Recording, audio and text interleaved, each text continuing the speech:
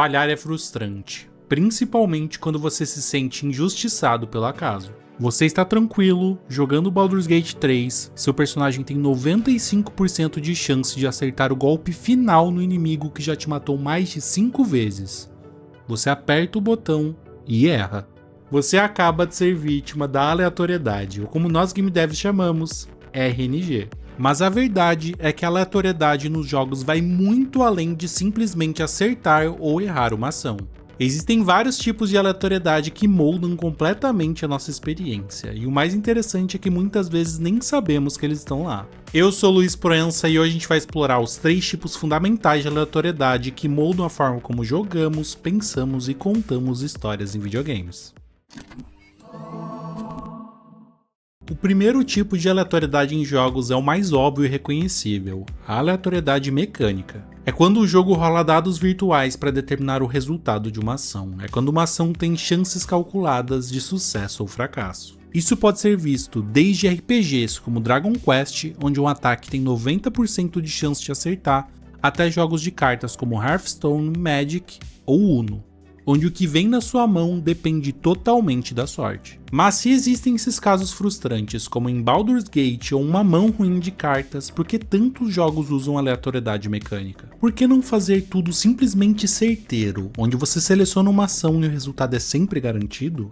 A aleatoriedade mecânica tem 2 principais papéis, e o primeiro deles é a tensão. O momento em que você está esperando o resultado de um ataque com 50% de chance é muito mais tenso e emocionante do que se o resultado fosse garantido. É a mesma sensação de esperar o resultado de um dado ou assistir o resultado da loteria. Olha esse streamer ganhando um drop raro. Dá pra imaginar esse tipo de emoção se o item sempre caísse na primeira tentativa? Claro que não. Segundo, ela te força a gerenciar riscos ao mesmo tempo que te desencoraja a pensar demais. Quando nada é 100% garantido, você precisa ter planos alternativos. Mas não adianta passar tanto tempo refletindo sobre coisas que estão fora do seu controle. O que cria uma situação interessante, onde você precisa bolar estratégias ao mesmo tempo que não precisa ficar horas pensando. Mas o que realmente é o divisor de águas entre boa e má aleatoriedade mecânica é controle e consequência. Controle é a capacidade do jogador de influenciar nas probabilidades. Consequências são as escolhas resultantes da aleatoriedade. Vamos analisar 2 jogos que usam aleatoriedade mecânica de formas muito diferentes: Baldur's Gate 3 e Mario Party. Em Baldur's Gate, você controla um grupo de aventureiros que irá enfrentar uma variedade de inimigos. Quase todos os seus ataques têm uma porcentagem de chances de acerto. O que torna o sistema de Baldur's Gate brilhante é que, apesar da aleatoriedade, o jogador tem múltiplas formas de controlar essas chances. Você pode posicionar seu personagem em um ponto mais alto para melhorar a precisão. Pode usar habilidades específicas para aumentar as probabilidades. Pode até mesmo decidir jogar seguro com 2 ataques de 75% de chance, em vez de arriscar tudo em um único ataque difícil. E mesmo quando a sorte não está do seu lado e você erra aquele ataque de 95% de chance, o jogo não acaba ali. Você precisa se adaptar. Talvez precise sacrificar algum personagem para salvar o grupo, talvez precise recuar e tentar uma abordagem completamente diferente. Em outras palavras, a aleatoriedade de Baldur's Gate tem escolhas interessantes porque tem consequências interessantes. Cada resultado aleatório força o jogador a repensar sua estratégia e lidar com o inesperado. Agora compara isso com o Mario Party. Não me entenda mal, não é um jogo ruim, mas a sua aleatoriedade frequentemente remove quase todo o controle do jogador. Você pode jogar perfeitamente por 30 minutos, sendo o líder disparado, mas ao cair no espaço do Bowser, ele vai sortear uma situação que pode impactar seus pontos e de todos os demais jogadores. Uma dessas situações dividirá todos os pontos da partida de forma igual entre os jogadores, tirando de você toda a vantagem que você tinha. Não há estratégia para evitar isso, não há adaptação.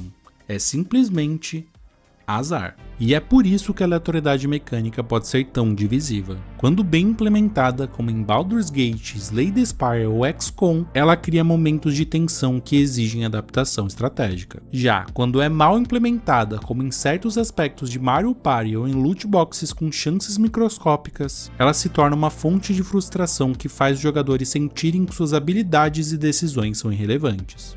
A grande lição aqui é: A aleatoriedade mecânica funciona melhor quando cria escolhas interessantes, não quando simplesmente determina seu destino. O segundo tipo de aleatoriedade em jogos é bem menos óbvio, mas bastante impactante: a aleatoriedade estrutural. Aqui não estamos falando de chances individuais de sucesso ou fracasso, estamos falando de como o próprio mundo do jogo é estruturado aleatoriamente. Minecraft é um ótimo exemplo. Cada vez que você inicia um novo mundo, o jogo gera um universo completamente único.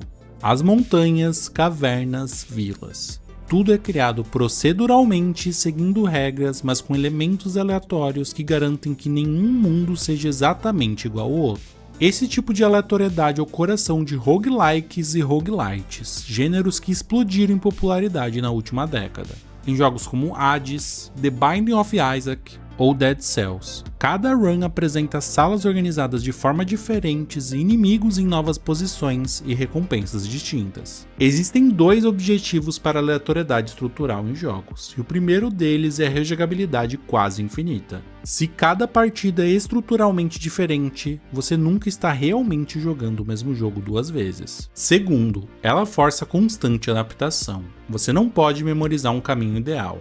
Você precisa aprender a reagir ao que o jogo te apresenta. Quando o ambiente sempre muda, cada partida se torna uma experiência nova.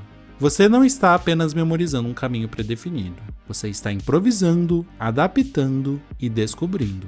No Man's Sky levou esse conceito de aleatoriedade ao extremo com seus 18 quintilhões de planetas gerados proceduralmente. O jogo cria um universo tão vasto que nem mesmo os desenvolvedores conhecem todos os mundos possíveis. Mas a aleatoriedade estrutural tem seus desafios. Não adianta ter 18 quintilhões de planetas ou masmorras infinitas se elas simplesmente não são interessantes. Quando um jogo gera níveis aleatoriamente, ele sacrifica o design cuidadoso que um nível feito à mão teria.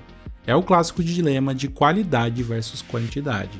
Por isso que os melhores jogos com geração procedural costumam usar o sistema híbrido.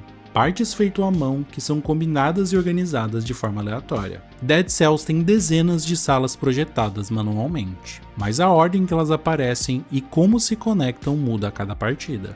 Em Diablo 1 e 2, as dungeons são geradas proceduralmente, mas seguem regras rígidas de game design para garantir que sempre sejam navegáveis e interessantes. A aleatoriedade estrutural é fascinante porque, diferente da mecânica que muitas vezes causa frustração, ela é geralmente vista de forma positiva, porque está constantemente passando a ideia de descoberta. Mas ela tem um impacto enorme em como experimentamos os jogos. Pense em Dark Souls, um jogo com quase zero aleatoriedade estrutural. Cada inimigo, item e armadilha estão exatamente onde os desenvolvedores colocaram. Isso permite uma experiência meticulosamente calibrada, onde você aprende através da repetição. Agora compare com Minecraft, onde cada mundo é único. São filosofias de design completamente diferentes, cada uma com seus próprios méritos. Mas antes de falarmos da terceira e última aleatoriedade, eu te convido a dar uma olhada em algo certeiro: o meu curso de introdução ao game design. Nele vamos discutir como ritmo, recompensas, loops e narrativas ajudam a criar um jogo mais divertido. O link está na descrição. Os dois primeiros tipos de aleatoriedade em jogos são relativamente fáceis de identificar. Você sabe quando errou um ataque ou quando o layout de uma dungeon mudou. Mas existe um terceiro tipo que muitas vezes passa despercebido, apesar de ser um dos mais fascinantes: a aleatoriedade narrativa.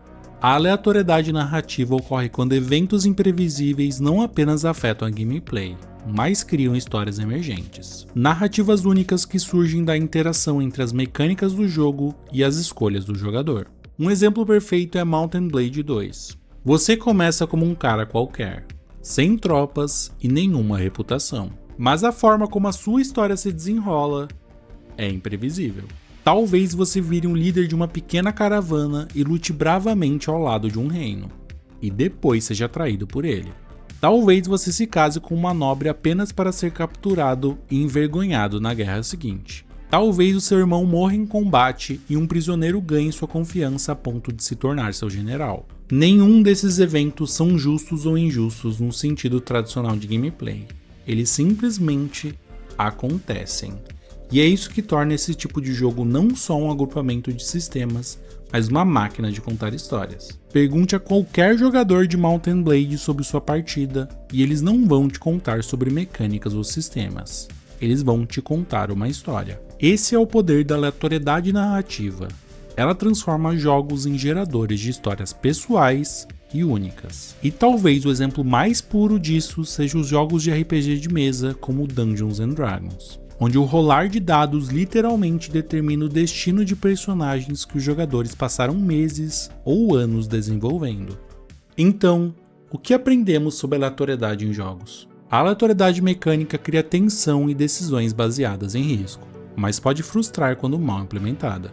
A aleatoriedade estrutural gera mundos únicos e rejogabilidade, transformando cada partida em uma nova aventura. E a aleatoriedade narrativa nos permite criar histórias colaborativas e momentos inesquecíveis que nenhum roteirista poderia escrever. O mais interessante é perceber que esses tipos de aleatoriedade refletem diferentes filosofias de design. Alguns desenvolvedores, como From Software, preferem experiências meticulosamente controladas, com pouca aleatoriedade estrutural. Outros, como criadores de roguelikes, abraçam completamente o caos controlado, permitindo que o computador gere infinitas variações de seus jogos. E outros ainda, como os desenvolvedores de jogos de mundo aberto, usam a aleatoriedade como ferramenta para criar histórias e momentos únicos. Nenhuma abordagem é melhor que a outra. O importante é que a aleatoriedade sirva ao propósito do jogo, criando a experiência que os desenvolvedores imaginaram.